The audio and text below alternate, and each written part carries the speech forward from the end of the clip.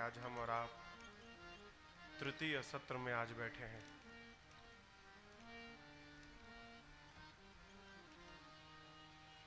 इस कथा के मुख्य यजमान परम आदरणीय श्रीमान जनक राम जी राजपूत व्यासपीठ का पूजन किए।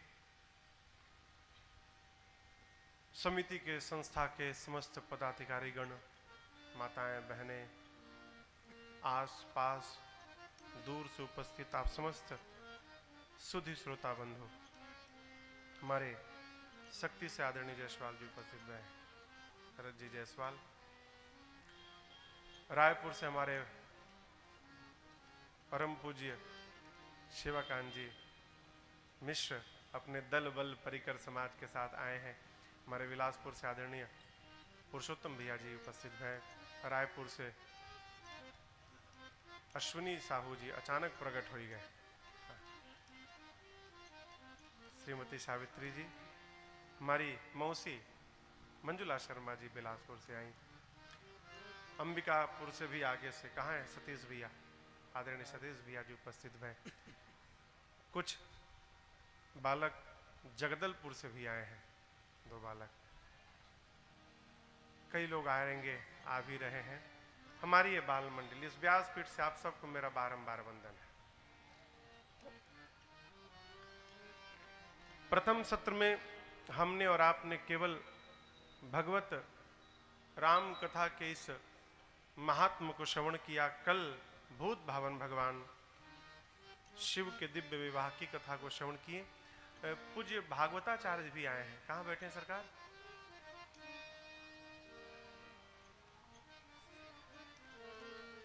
सरकार उधर बैठे हैं क्या? हाँ? करुणा इधर कुर्सी लग जाए तो थोड़ा हमको भी ऊर्जा मिलती रहेगी। दूर हो गए सरकार।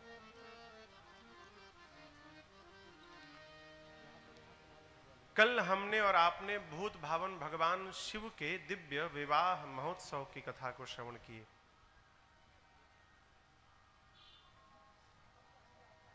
विवाह का अर्थ होता है वी यानी करुणा। वी का अर्थ है करुणा और वाह का अर्थ है आनंद। जिस उत्सव में करुणा और आनंद दोनों का समागम रहता है, उस उत्सव का नाम विवाह है। अब भ्रंश होकर विवाह बियाह बन गया है। हमारे पूर्वांचल में बियाह कहते हैं, आह।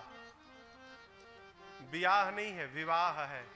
विवाह होगा ना तो जीवन भर वाह वाह होगा, और जब बियाह होगा तो जीवन भर आह आह होगा। बाबा का विवाह भया। हाँ? तीर्थराज प्रयाग में श्री याज्ञवल्क्य जी महाराज से भरद्वाज जी ने प्रश्न किया, राम कौन है? और उसी प्रश्न के उत्तर में भगवान शिव की कथा प्रारंभ भई। शिव की कथा क्यों प्रारंभ भई? इसके कई कारण महापुरुष सुनाते हैं। एक तो सती जो थी वो बुद्धि थी। और एक मैं बात निवेदन करूं आपसे, बुद्धि से भगवान को जाना नहीं जा सकता है। भगवान की कथा में, समर्पण में श्रेष्ठ के पास जब जब हम अपनी बुद्धि का प्रयोग करेंगे, तब तब हम केवल और केवल नुकसान में ही रहेंगे। कहो, श्रेष्ठ के पास बुद्धि का काम नहीं, श्रेष्ठ के पास समर्पण का काम है। छोड़ दीजिए, अपना लगाना बंद करिए, बड़े को लगाने दीजिए। सती बुद्धि है, दक्ष की बेटी है। जब तक अपने समझ में बात नहीं आती तब तक किसी की बात मानती नहीं है। माई क्षमा करना। लेकिन वही सती जी जब पार्वती जी के रूप में अवतार ली, श्रद्धा का जन्म भया और विश्वास रूपी भगवान शिव के साथ परिणय भया और विश्वास श्रद्धा का मिलन भया, तब जाकर भगवान की कथा रूपी गंगा का प्रादुर्भाव हुआ। बिना श्रद्धा और विश्वास के मिलन के ये भक्ति रूपी कथा निकलने वाली नहीं है। दूसरा कारण, याज्ञवल्क्य जी से भरद्वाज जी ने राम कथा पूछी। राम कथा सबको नहीं सुनानी चाहिए, इस बात को ठीक से समझिएगा। राम कथा किसको सुनानी चाहिए? ए जी राम कथा केते अधिकारी, राम कथा केते अधिकारी, जिनके सत संगति अति प्यारी, जिनके सत संगति अति प्यारी, जिनके सत संगति अति प्यारी, हाँ जिनके सत संगति अति प्यारी। कहते हैं भगवान शंकर मां पार्वती से कि देवी राम जी की कथा सुनने का वही अधिकारी है जिसको सत्संग से प्रेम है। जो सत्संगी नहीं है उसको भगवान की कथा कदापि मत सुनाइए। भरद्वाज जी ने राम कथा पूछी। श्री याज्ञवल्क्य जी जानना चाहते हैं कि जो कथा पूछ रहे हैं भरद्वाज जी, वो सुनने के अधिकारी हैं कि नहीं है। कैसे पता चलेगा? कोई भी कथा सुनाओ पहले। यदि सत्संगी होंगे तो कथा सुनेंगे, नहीं होंगे तो बीच में टोक देंगे। भैया पीछे कुछ लोग शोर कर रहे हैं, लाइट जलवाइए है, सब अंधेरा पड़ा हुआ है इधर।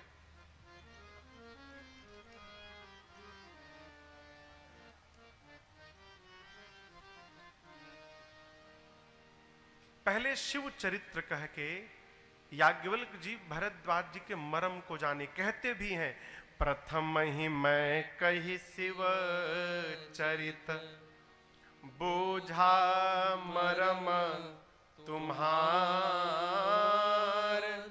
सुचि सेवक तुम राम के,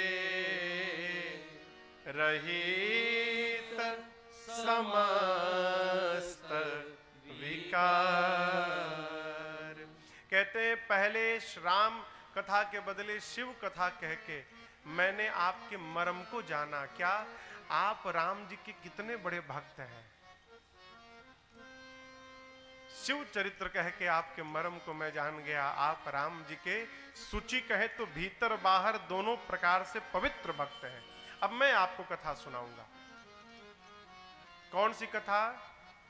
याज्ञवल्क्य जी कहते हैं मैं उस कथा को सुनाऊंगा जिस कथा को 100 करोड़ शेष नारायण भी नहीं गा सकते।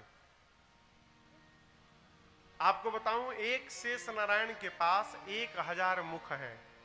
कितने? अब आप गुणा लगाइए, 100 करोड़ शेष नारायण के पास कुल कितने मुख होंगे? 10 खरब। याज्ञवल्क्य जी कहते हैं यदि 10 खरब मुख से शेष नारायण कथा कहना प्रारंभ करें, बारी बारी से एक एक मुख से, तो उनका मुख समाप्त हो जाए, लेकिन भगवान की कथा पूरी होने वाली नहीं है। उस कथा को मैं सुनाऊंगा। याज्ञवल्क्य जी टोक दिए, भरद्वाज जी याज्ञवल्क्य जी को रोक दिए, कहे क्षमा करिएगा मुनिवर, आपने कहा कि 100 करोड़ शेष नारायण नहीं गा सकते, उनके पास तो 10 खरब मुख होगा। जब 10 खरब मुख से वो नहीं गा सकते तो अपने एक मुख से आप कैसे गाकर सुनाएंगे हमको? ये कैसे संभव है? श्री याज्ञवल्क्य जी मुस्कुराए, कहे मुनिवर मैं नहीं गाऊंगा। यही तो भ्रम है जीव का, यही भ्रम है। याज्ञवल्क्य जी कहते हैं ऋषिवर भरद्वाज जी, सरस्वती एक कठपुतली है। आप लोग कठपुतली देखे हैं ना, कठपुतली के नृत्य को। कठपुतली को नचाने वाला पर्दे के पीछे खड़ा रहता है और कठपुतली के सारे अंगों में धागे बंधे रहते हैं और वो धागे नचाने वाले के अंगुलियों में फंसे रहते हैं। केवल कठपुतली दिखाई पड़ती है, नचाने वाला नहीं दिखाई पड़ता। नचाने वाला पर्दे के पीछे खड़ा रहता है और जैसे जैसे उंगली को हिलाता रहता है, उंगलियों के इशारे पर कठपुतली नाचती रहती है। याज्ञवल्क्य जी कहते हैं सरस्वती कठपुतली हैं और सरस्वती रूपी कठपुतली के जितने धागे हैं वो धागे मेरे राम जी की उंगलियों में बंधे हैं। और राम जी जेहि पर कृपा करहि जन जानी, वही कबीर अजीरा नचावहि वाणी। भरद्वाज जी, राम जी जिस पर करुणा कर देना वही कवि की तरह कविता बोलने लगे। जिस पर भगवान कृपा करते हैं वही भगवान की कथा गा सकता है। कहो, मैं अपनी बात कहूं आपको, मैं राजन कथा तो बहुत दूर, कथा का क भी नहीं जानता था। क ख ग होता है ना, कब तक? 2009 तक। कहो 2000, अभी परसों मेरे पास एक मेरा बहुत पुराना फोटो आया, जिस फोटो में मैं जींस पैंट और टी शर्ट जैकेट पहन के पहाड़ पे घूम रहा हूं। किसी ने भेजा हमको। 2009 तक मैं कथा का क भी नहीं जानता था, सपना भी नहीं देखा था कि मैं कथा भी करूंगा। लेकिन न जाने किस जन्म के कर्म प्रबल भय मेरे बाबूजी का पुण्य लगा कि रघुनाथ जी की करुणा हो गई और राजन से राजन महाराज बन के सामने बैठ गया। तो मैं सोच लूं कि मैं गा रहा हूं, ये भ्रम है, भ्रम है, मैं नहीं गाता। अरे करते हैं मेरे राघव और मेरा नाम हो रहा है, मेरा राम की कृपा से सब काम हो रहा, मेरी कृपा कराते हो मेरे राघव और मेरा नाम हो रहा है, मेरा तो बस आपकी कृपा से सब काम हो रहा है। एक बहुत पतली बात,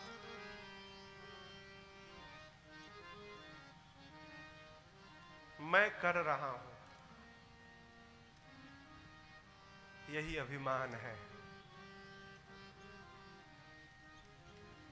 मैं कर रहा हूं, यही अभिमान है। कबीरदास जी कहते हैं ना कुछ किया न कर सका। कबीरदास जी कहते हैं क्या? मैं आज तक ना कुछ किया न कर सका, न करने जोग शरीर, फिर जो कुछ किया सो राम ने, और भयो कबीर कबीर। मैंने कुछ नहीं किया। समस्या सबसे बड़ी क्या है कि कैसे लोग जाने कि मैंने किया। समस्या क्या है? लोग कैसे जाने? कोई चर्चा नहीं करता तो लोग अपने चर्चा किए बैठे हैं। आज अभी आगे कथा आएगी आपको नारद जी की। दुनिया भले कह रही हो कि आपने किया, लेकिन आप इस सच्चाई को जान के रखिए, आपने कुछ नहीं किया। भगवान की करुणा भई तब जाकर आपके द्वारा कार्य भया। आपने कुछ नहीं किया। मैं कथा पहले ना कथाओं की डीवीडी मिला करती थी। अब पीछे 2-3 कथाओं से 4 कथाओं से पेन ड्राइव आ गया है। पेन ड्राइव पेन ड्राइव देखे हैं ना, पेन ड्राइव को लगाने वाला एक यूएसबी पॉड होता है, उसमें पेन ड्राइव लगा दीजिए और वो बजने लगता है। ये जो राजन है ना, राजन, ये वो पेन ड्राइव जहां लगाया जाता है यूएसबी पॉड, ये यूएसबी पॉड है केवल राजन। और इसमें मेरे पूज्य महाराष्ट्र वाला पेन ड्राइव आके फिट हो गया है। और जब मैं यहां बैठता हूं तो चलने के लिए करंट चाहिए ना, तो इस व्यासपीठ पर बैठने के बाद रघुनाथ जी की कृपा का करंट आ जाता है तो ये मशीन बजने लगता है। कब तक बजेगा? जब तक करंट सप्लाई रहेगा तभी तक बजेगा ये। जिस दिन सप्लाई बंद भया, शरीर पड़ा का पड़ा रह जाएगा, कुछ निकलने वाला नहीं है। इसलिए भ्रम से बाहर रहिए कि मैंने किया। किसने किया? भगवान की कृपा ने कराया। भगवान कृपा किस पे करते हैं? कृपा किस पर करते हैं? याज्ञवल्क्य जी महाराज कहते हैं, जेहि पर कृपा करहि जन जानी। भगवान जिसको अपना जन जानते हैं उस पर कृपा करते हैं। जन समझ रहे हैं ना? जन यानी आदमी, अपना आदमी, अपना आदमी। और खोल के कहे, हमार मनई, हमर मन सब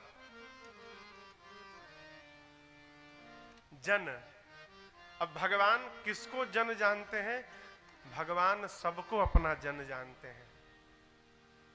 फिर महाराज कृपा नहीं हो रही है, इसलिए नहीं हो पा रही है कि भगवान तो हमका अपना मान ही रहे हैं, हम भगवान को अपना नहीं मान पा रहे हैं, इसलिए रुकी हुई है। भगवान मानते हैं, हम नहीं मानते उनको अपना। भगवान तो कहते हैं, सब मम प्रिय सब मम उपजाए, सारे मेरे द्वारा बनाए हुए सब मुझे प्रिय हैं। क्या हम अपना मानते हैं क्या उनको? जो मानता है वही भगवान की कृपा का अनुभव भी करता है। कृपा सब पे है। जो मानता है वो अनुभव कर पाता है, और जो नहीं मानता वो जीवन भर केवल खाली हाथ ताली बजाता रहता है। बस इतना ही अंतर है। और पक्का करूं कि हम भगवान के कैसे जन हैं, और पक्का करें है? और पक्का करें अशोक भैया। इसी उत्तरकांड में लिखा हुआ है, काकभूषुंडी जी महाराज कौआ हैं, गरुण जी महाराज कथा सुनने आए। गरुण जी पक्षियों के राजा हैं। काकभूषुंडी जी जब कथा सुना लिए ना, तो सुनाने के बाद गरुण जी काकभूषुंडी जी से कहे, जय हो प्रभु, आपने मुझे भगवान की कथा सुनाई, आप धन्य हैं। काकभूषुंडी जी बोले, मैं धन्य है? अधम हूं, अधम कौआ हूं, मांस खाने वाला कौआ हूं। आप तो राजा हैं, महानता तो आपकी है कि राजा होने के बाद भी नीचे बैठे रहे, और मेरे जैसा चांडाल कौन होगा, राजा के सामने ऊपर बैठा हुआ है। लेकिन मेरे जैसे अधम पर भी आज रघुनाथ जी की कृपा हो गई। क्यों कहते हैं, अरे आजु धन्य मैं धन्य अति, यद्यपि सब विधि सब प्रकार से हीन हूं मैं, लेकिन धन्य हुआ आज। क्यों? निज जन जानी राम मोहि, संत समागम दी। काकभूषुंडी जी कहते हैं, कितना भी बड़ा मैं अधम क्यों ना हूं, आज सत्संग का अवसर प्राप्त भया। सत्संग का अवसर जीवन में उसी को प्राप्त होता है जिसको भगवान अपना जन जानते हैं, और भगवान कृपा करते हैं तो सत्संग मिलता है।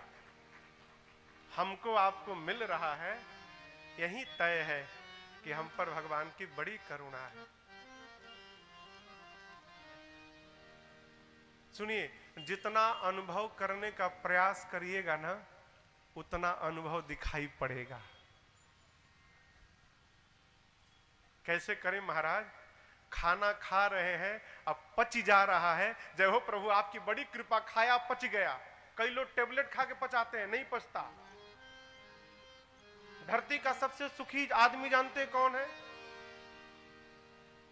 धरती का सबसे सुखी व्यक्ति जानते हैं कौन है? जिसको बिस्तर पे जाने के साथ ही नींद आ जाए, वो धरती का सबसे सुखी जीव है। लेकिन इसका ये अर्थ मत लगाइएगा कि कुंभकर्ण को भी सुखी मानिएगा। दिन भर काम करने के बाद बिस्तर पर जाकर जो सो जाए, ये जितना शांत होगा ना, वो उतनी जल्दी निद्रा को प्राप्त करेगा। बिस्तर पर जाते सो जाएगा। और यहाँ जितना खटर पटर लगा रहेगा, उसको टेबलेट खाने के बाद भी नींद आने वाली नहीं है। भगवत कृपा का अनुभव करिए। सुनते हैं तेरी रहमत दिन रात बरसती है, सुनते हैं तेरी रहमत दिन रात बरसती है, एक बूंद जो मिल जाए,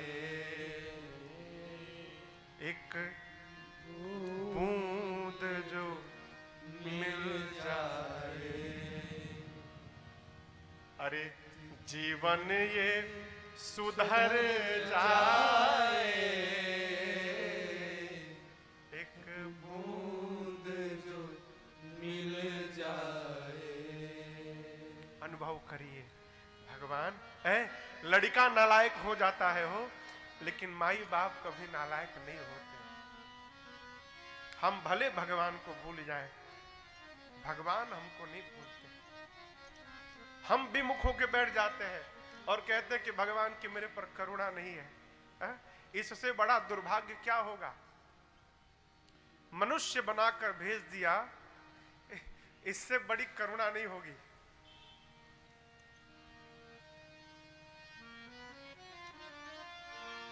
अनुभव करिए, भगवत कृपा का जीवन में अनुभव करिए।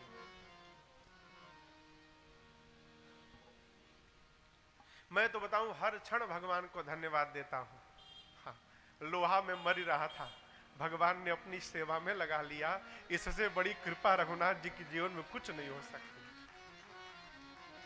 अनुभव करिए। श्री आगवल जी महाराज भरद्वाज जी को बोले, अब मैं आपको कैलाश पर लेके चलता हूं। तीसरा घाट प्रारंभ भया आज। प्रारंभ में जिन चौपाइयों को हमने आपने स्मरण किया, कैलाश का दिव्य शिखर है, दिव्य शिखर है, जहां पर भूत भावन भगवान शिव और मां भवानी जी का सदैव वास है। उस कैलाश पर एक विशाल बट यानी बरगद का वृक्ष है। एक दिन भगवान शंकर जाकर अपने हाथ से बाघंबर बिछा के और उस बट वृक्ष के नीचे बैठ गए, सहज बैठ गए। पूज्य बात गोस्वामी तुलसीदास जी कहते हैं, बाबा बैठे हैं तो कैसे लग रहे हैं? आप दर्शन करिए। बैठे सोहा काम रिपु कैसे सोह रहे हैं, यानी लग रहे हैं। कैसे लग रहे हैं? धरे शरीर शांत रस जैसे, ऐसा लगता है मानो शांत रस ने ही शरीर धारण कर लिया हो सामने, परम शांत। एक कथा का सूत्र समझिएगा, जिसके जीवन का लक्ष्य जितना श्रेष्ठ होगा, उसको जीवन में उतनी शांति को पहले प्राप्त करना होगा। क्यों? अशांत मन से कभी भी श्रेष्ठ व्यवहार होने वाला नहीं है। मन शांत हो, मन शांत होगा तो चित्त शांत होगा। और एक कदम इसकी और आगे की बात, जिसका चित्त शांत होगा उसी का चरित्र भी दिव्य होगा। चित्त शांत हो। जो जितना समुद्र में किनारे आपको लहरें दिखाई पड़ती हैं, बंगला में उसको ढेऊ कहते हैं, ढेऊ। समुद्र के किनारे लहरें दिखाई पड़ती हैं, परंतु आप जब समुद्र के मध्य में जाएंगे ना, तो मध्य में लहरें नहीं होती, समुद्र शांत रहते हैं। जो जितना शांत होगा वो उतना अथाह होगा, और जो जितना अथाह होगा उसके जीवन में उतनी गंभीरता होगी। धीर बना जाए, गंभीर बना जाए। चरित्र देखिए बाबा का, परम शांत होकर बैठे। पार्वती जी ने बाबा को देखा, शांत होकर बैठे हैं। दो कारण। पहला कारण, आज बाबा जितने प्रसन्न हैं, इतने प्रसन्न आज तक नहीं दिखाई पड़े। दूसरा कारण, मां सोची इतने शांत होकर बैठ रहे हैं, पिछले जन्म में भी जब मैं सती थी तो शंकर भगवान पंचवटी दंडकारण्य से आकर ऐसे शांत बैठे तो 87,000 वर्ष समाधि में चले गए। आज फिर बैठे, कहीं समाधि में जाने की तैयारी तो नहीं है। मां प्रसन्न भी है, डरी भी है, दौड़ कर गई। गोस्वामी जी कहते हैं, इज पार्वती भल अवसर जानी, पार्वती भल अवसर जानी, गई शंभु पही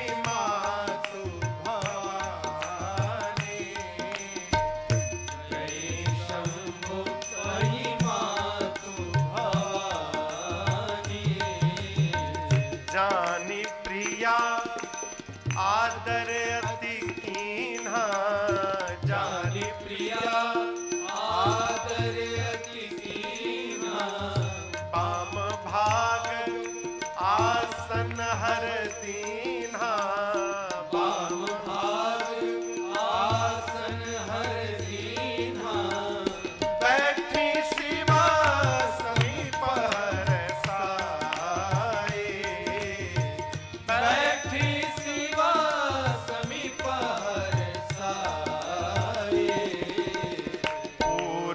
जन्म कथा चित आए, पूर्व जन्म कथा चित आए, पूर्व जन्म कथा चित आए। मां दौड़ कर गई।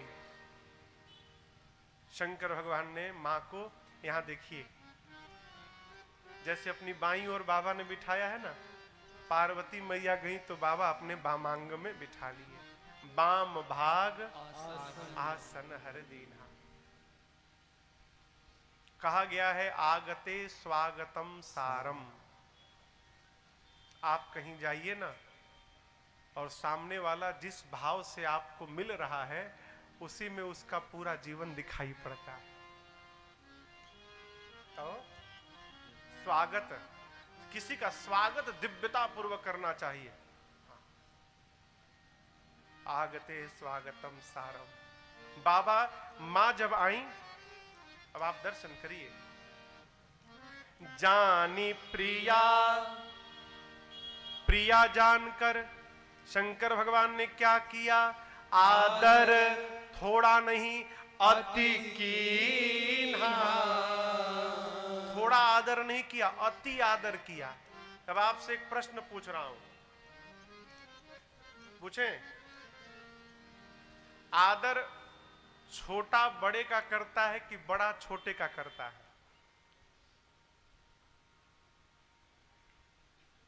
कहिए। छोटा बड़े का करता है, ये नियम है ना। बड़ा छोटे पर करुणा करता है, कृपा करता है, ममता रखता है, और छोटा बड़े का आदर करता है। लेकिन जब शंकर भगवान के सामने मां आई है, तो आज शंकर भगवान ने मां का आदर थोड़ा नहीं किया, अति कीन्हा। आदर का अति कर दिया। क्या कर दिया? अति कर दिया। क्यों कर दिया भाई? नियम से तो मैया को बाबा का आदर करना चाहिए, लेकिन आज बाबा ने मेरी मां का आदर किया। क्यों? भगवान शंकर त्रिकालज्ञ हैं, जानते हैं आज पार्वती आ रही है ना, ऐसा काम करने वाली है जिस कार्य से आगे चलकर पूरे विश्व का कल्याण होने वाला है। आज ये राम कथा गंगा को प्रवाहित करने आई है। तुम पुनि राम राम दिन राति, तुम पुनि राम राम दिन राति, सादर जपहु अनंग आराधि, सादर जपहु अनंग आराधि। प्रभु राम सो आवधा नृपति सुत सोई, राम सो आवधा नृपति सुत सोई, की अज अरुण अलख गति कोई, की अज अरुण अलख गति कोई, की अज अरुण अलख गति कोई। जौ नृपतनय तब ब्रह्म किमी,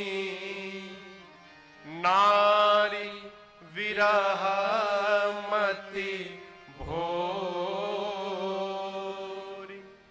देखि चरित महिमा सुनत, भ्रमति बुद्धि अति मोरी। मां कहती है प्रभु, जो मुनि लोग परमार्थ की यात्रा करते हैं वो कहते हैं कि राम ब्रह्म है। शेष सरस्वती वेद पुराण सब राम जी की महिमा का गुणगान करते हैं।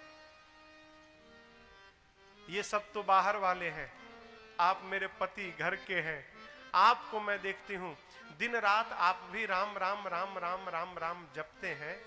आप सब लोग राम जी को ब्रह्म बताते हैं। बाबा बोले हाँ ब्रह्म तो राम जी ब्रह्म है। मां ने कहा प्रभु आप ही की बात रखती हूं, राम ब्रह्म है। ब्रह्म का जन्म नहीं होता, ब्रह्म अजन्मा है, ब्रह्म अलौकिक है, ब्रह्म निर्गुण है, सगुण नहीं होता ब्रह्म। यदि राम ब्रह्म है तो भला ब्रह्म एक राजा का बेटा कैसे बन गया? और यदि राम जी एक राजा के बेटे हैं तो एक राजा के बेटे को आप सब लोग मिलकर ब्रह्म क्यों घोषित किए जा रहे हैं? जाओ नृप तनय यदि राजपुत्र हैं तो ब्रह्म किमी, ब्रह्म कैसे हो गए? अब ब्रह्म थे तो पत्नी के लिए रो रहे थे, नारी विरहमति भोर। प्रभु पिछले जन्म में उनकी लीला देखकर और इस जन्म में उनकी महिमा सुनकर आपके पार्वती के मन में भ्रम हो गया है, प्रभु राम जी हैं कौन? आप ये मत समझिएगा कि मैं आपसे विवाद कर रही हूं नाथ। आपकी पार्वती आज आपके साथ संवाद करना चाहती है।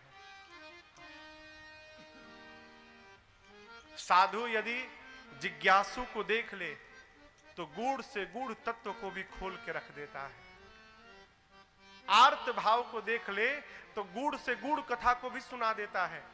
यद्यपि मैं अधिकारिणी नहीं हूं, यद्यपि जोशिता नहीं अधिकारी, लेकिन मैं आर्त भाव से आपसे पूछ रही हूं प्रभु, आप सबसे पहले बताइए निर्गुण ब्रह्म सगुण कैसे हो गए? राम जी के जन्म के कारण को बताइए, राम जी की जन्म की कथा सुनाइए। उसके बाद प्रभु आप बाल लीला सुनाइए, धनुष यज्ञ सुनाइए, विवाह सुनाइए। वापस आकर राजा बनने वाले थे, वन क्यों चले गए वो कारण सुनाइए। वन में राम जी ने क्या किया वो सुनाइए। कैसे दुष्ट रावण को मारा वो भी सुनाइए। वापस आके अयोध्या के राजा बने तो राजा बनने के बाद क्या किए वो सुनाइए। कैसे अपनी प्रजा के साथ धाम को गए वो सुनाइए। प्रभु जो मैंने पूछा वो तो सुनाइएगा, और जो पूछने में छूट गया हो आप उसको भी सुना दें। मंगल भवन अमंगल हारी, प्रभु सुदर्शन